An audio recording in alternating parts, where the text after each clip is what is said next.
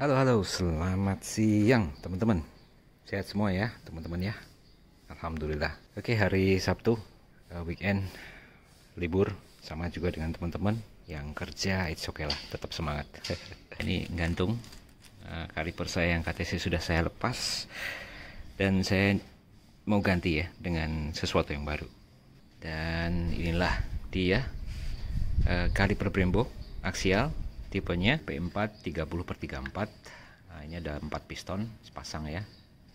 Di sini dan di sini dan di sini. Nah, ini posisinya seperti ini. Ini kalau kita lihat, teman-teman bisa lihat juga piston yang atas itu lebih besar, 34 mili, dan yang bawah itu lebih kecil, 30 mili. Dia punya, karena 4 piston, dia punya brake pad yang lebih luas. Nah, ini sangat menguntungkan ketika kita melakukan pengerepan dan heat managementnya itu lebih bagus ya daripada brake pad yang lebih kecil gitu. Jadi pemanasannya itu lebih merata. Baik, sebelumnya singkat aja beda antara radial dan aksial. Untuk aksial yang saya pegang seperti ini. Nah, ini masangnya seperti ini. Belum saya pasang ya bracketnya ya.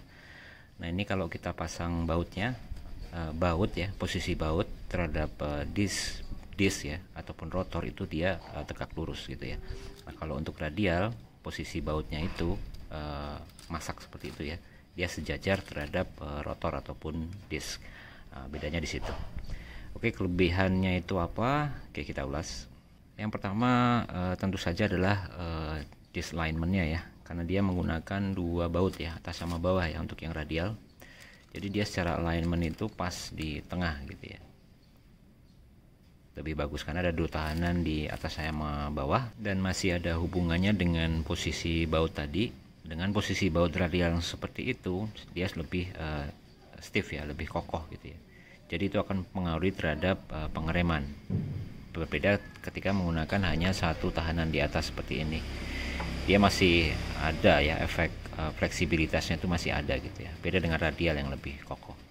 And then ketika kita mau merubah rotor ataupun disk, ketika kita pengen ganti ya dengan ukuran yang lebih besar, bayangkan dengan menggunakan posisi aksial seperti ini, maka kita butuh bracket baru supaya dia lebih menjauhi ya, karena diameter yang lebih besar.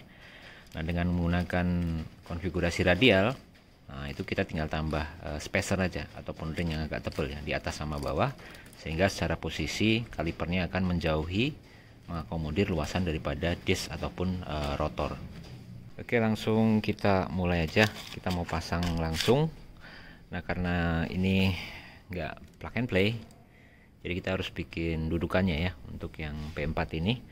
Nah, dudukan bisa kita bikin, bisa pakai miling, menggunakan duralium, aluminium dan lain sebagainya, ataupun plat besi.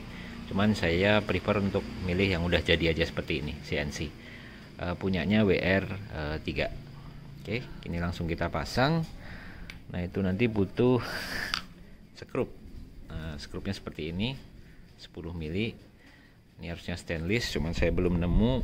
Akhirnya sedapatnya dulu dapat yang baja 10 mili. Ini panjangnya 3 cm ya. Ini saya perpendek jadi 2,5. Karena kalau 3 cm nanti kena ke disc brake-nya. Ya, kita pasang dulu dudukannya. Ini udah kepasang. Nah, karena saya masangnya sementara, tapi kalau nanti bautnya sudah datang, saya mau pakai thread locker ataupun Loctite yang warna biru aja. Kodenya 242. Ini kekuatannya menengah ya. Thread locker sendiri ada bermacam-macam, mulai yang warna ungu yang paling rendah untuk baut sampai ukuran 6 mili. Nah, ini sampai 22 mili yang biru, kemudian ada yang merah, dan yang terakhir yang hijau. Saya pikir ini ya yang paling pas buat otomotif. Oke, udah kepasang, kita lanjut pasang kalipernya ya teman-teman ya. Oke, sudah kepasang. Nah, kalau by the rule ini torsinya 35 Nm ya, jadi kita kencengin sampai ukuran 35 Nm. Oke, dan kita lepas di sini. Kita akan masukin brake hose-nya. Nah, kemarin agak susah ya nyari skrup untuk banjonya. Nah, ini alhamdulillah udah dapet. Nah, ini dratnya halus sekali. Coba saya ukur. Nah, ini teman-teman bisa lihat halus sekali ya, cuman 1 mili pitch-nya. Saya baru tahu ada yang lebih halus dari 1,25. Baut banjonya Brembo. Oke, kita lanjut. Ini udah siap-siap dibungkus pakai plastik karena mau bleeding. Baut Brembo original pakai baut 12, kunci 12 mili. Sementara yang ini kunci 11. Biasanya kunci 8 ataupun kunci 10 mili. Nah, ini kunci 11. Oke, saya akan bleeding dulu ya, teman-teman. Karena ini pekerjaan yang lumayan membosankan. Oke. Baik teman-teman, beginilah hasilnya dipasang di Yamaha MT25 2020. Kita butuh bracket untuk masang Brembo P4 3034 aksial. Makin kelihatan ya bedanya ya. Kalau misalnya radial ada 2 pasak di sana, lebih stiff, lebih kokoh, sementara yang aksial hanya dipegang di sisi atas. Ada flex di situ. Kemudian bagaimana feel antara radial dan aksial untuk pemakaian harian? Nah, kalau dari review-review yang saya baca gitu ya, hampir nggak ada bedanya. Yang penting dia terkonfigurasi secara aman ya, tidak ada udara, kemudian bautnya semuanya kenceng, kampas juga bagus, fungsional, dan jangan sampai ya main-main sama barang ini, jangan pakai yang barang palsu ataupun tembakan karena ini vital sekali. Oke, baik lagi untuk yang radial, dia sangat diperlukan ketika memang dipakai untuk keperluan racing ataupun balapan karena dia lebih kokoh, kemudian lebih stabil dan disalignmentnya lebih bagus, tahan lama. Oke, this is it.